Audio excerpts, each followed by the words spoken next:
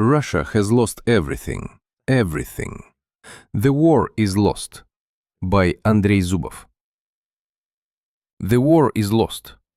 You can say that to your opponent.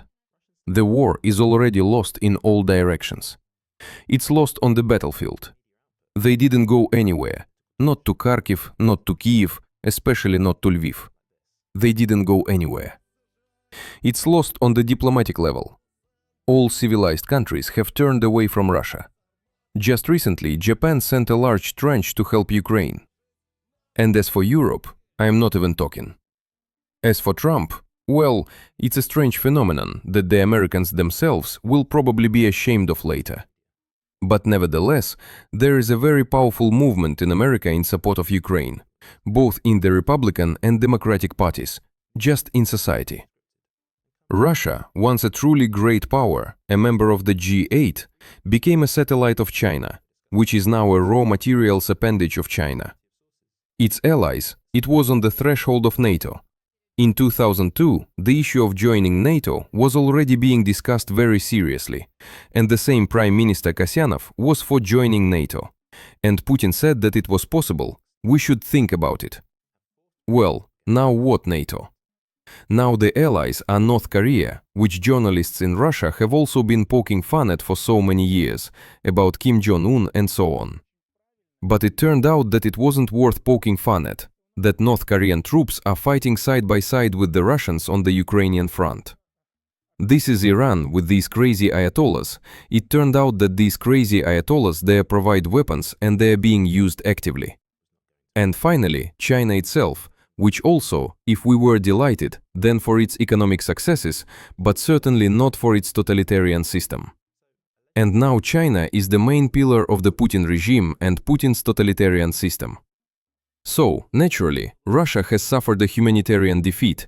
A mass of cultural people have left, I would say, the cultural elite of Russia, the Russian youth. Well, and old people like me, we left. We don't want anything to do with this regime.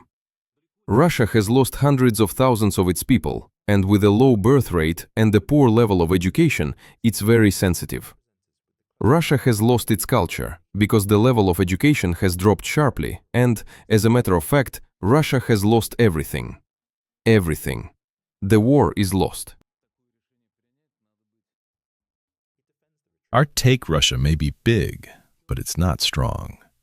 The population has dropped drastically since the start of the war, and most men, capable of war, have been used up in the meat grinder. Well over 1 million, as a matter of fact. The economy is extremely weak and tiny at less than 2% of global GDP, and not really capable of anything on a global scale. Putin, however, also tries to be a bigger man than he is, pushing the limits of his people and Russia's resources, often wearing high-heeled shoes and making very bald statements to appear bigger.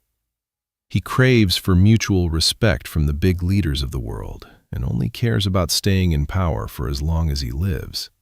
But he is a mere KGB agent with a complete lack of forward thinking, stuck in the Soviet days, and deserves exactly what he gets, with no real vision or heritage.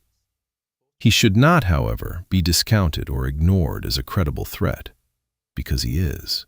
A huge threat to his people, Russian and Slavic people in general, and a terrible destabilizing factor to global security due to the presence of a somewhat still capable nuclear arsenal in Russia. To put Putin into context, you need to go back as far as 1930s Nazi Germany, where Adolf Hitler was also often disregarded and overlooked. If France and the UK had taken him seriously for his fascist ideology and actions after he took power in Germany, he could well have been removed from power for the good of all mankind. If the world leaders took serious action to counter Hitler's annexation of Austria in 1938 and pushed back, he may well have been contained or removed by his own people for that defeat. The relationship is not that strong or linear, but you can draw a line between Hitler's rise to power and Putin's return to a third presidency in 2012, Germany's annexation of Austria in 1938, and Russia's annexation of Crimea in 2014. The start of World War II and Putin's foolish blitzkrieg-style expedition into Ukraine in 2022. Had there been a more serious and timely global reaction, none of this would have been possible. Yes, Putin is weak. Hitler was strong. Putin has already lost the war. Hitler had success during the first 2 years. You cannot compare an elephant to a mouse, but it's wrong to think that a cornered mouse never fights and cannot do serious damage if it is truly toxic.